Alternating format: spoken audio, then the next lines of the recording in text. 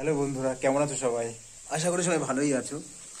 আজ ডিউটি থেকে এসে শরীরটা খুব খারাপ লাগছিল, তাই ফ্রেশ হয়ে একটু ঘুমিয়ে পড়েছিলাম। কিন্তু খাওয়া দাওয়া বানাতে হবে, কিন্তু রাত হয়ে গেছে অনেক। এখন দেখি কি বানানো যায়। কিন্তু ড্রোম পার্টনার যে ছিল সে হয়তো চলে গেছে, একা একা বানানো শুরু করেছে খাবার দাবার। দেখা যাক কি বানাচ্ছে, একবার देखे आसी।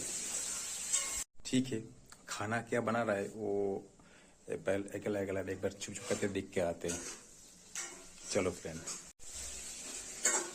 हाँ भाई, क्या क्या बना रहे हो आज? करेला, पापड़, फिर चावल और भी बनाने दाल।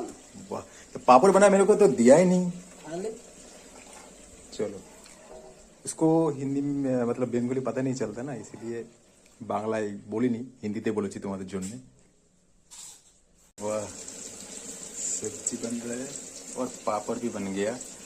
देखते खाते हैं। देखो भाई, अच्छा पापड़। मजा। और बनेगा दाल मूंगफली का और 2 अंडे, बस। मैं भी बनाऊंगा आके। चलो टाटा।